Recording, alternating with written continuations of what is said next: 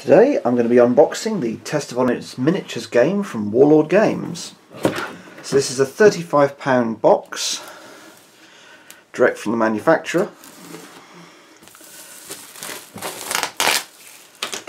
which uses the samurai miniatures that Warlord Games acquired from War Games Factory. So it should, bang. Right, so we have instructions, main rules and battle guide. So I'm going to put these to one side, because I'm going to come back with individual videos about the kits and how to assemble them. We have counters and scenery. Oh, knock that out. We've got more scenery. So you've got flat scenery with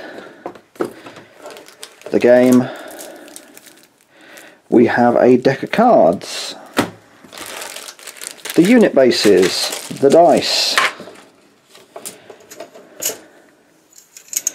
bases for the models, 40 in this case, and then we have the plastic sprues. Nothing else in the box. So, right, you play this using a 3x3 table. So you've got some flat scenery to put straight on it. Let's have a look. Ashiguru Yari troops. Ashiguru Yari troops. 20 Ashiguru Yari troops.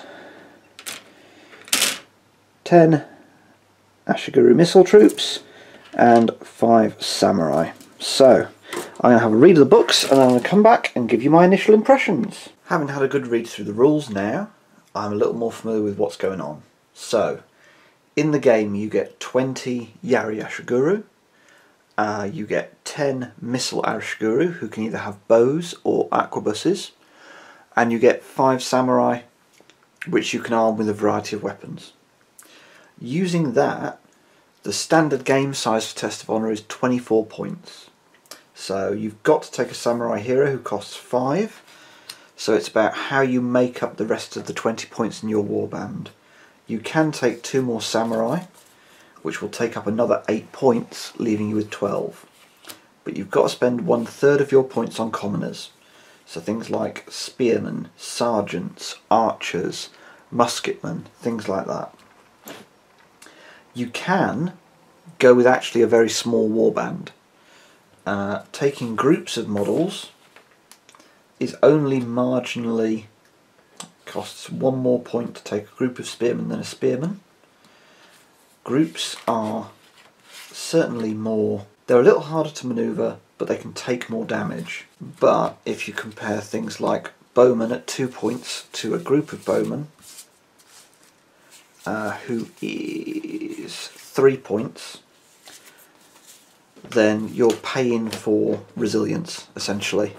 They get some bonuses, so a group will have 4 dice to hit instead of 3. We'll have bonuses for having models left, so if you've got 3 left, you've got +1 bonus when you make Tests of Honour. And they will take more damage, but you've got to paint more models. Some people have said the ideal warband to go with is 20 spearmen and your samurai hero. The problem with that is the game uses a draw from the bag activation mechanic. You put 3 fate counters in there and all the counters for the models that you wish to activate.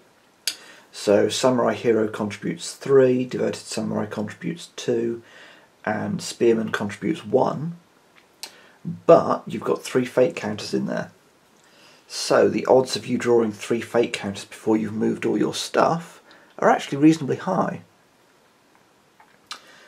But what can happen is you may have a couple of groups, you may have a couple of individual models, things like a Master of Bowmen certainly seems like a good buy, and you can use things like Sergeants and Masters of Bowmen to activate close commoner units, so ideally your groups, as free actions.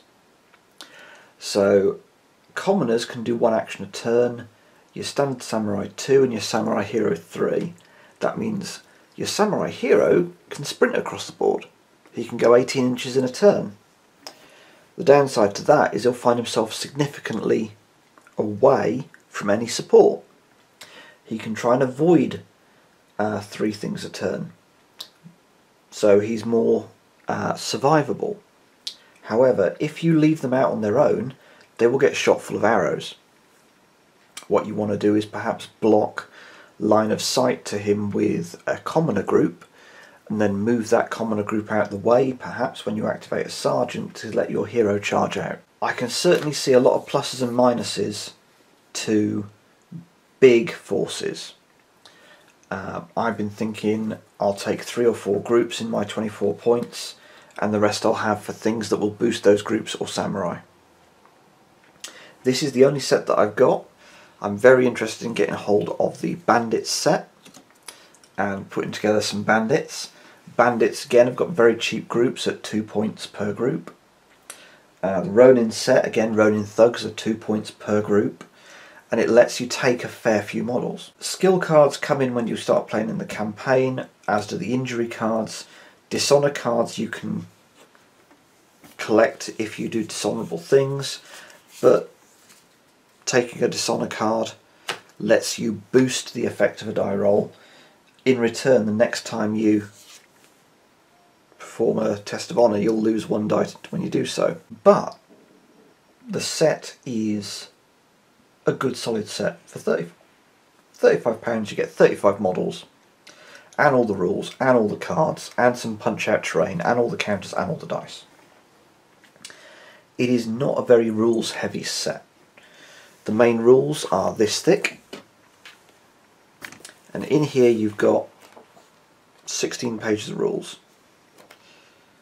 Some more advanced rules are added with the bandit set, but then you've got the battle guide, which gives you 6 scenarios, and a painting guide on the back, and that takes you from an 11-point game, so a samurai hero and then 6 points of commoners, up to a 24-point game, so that's full-size battles. If you are interested in the period, if you don't want to do anything too rules heavy, it's a good game to pick up.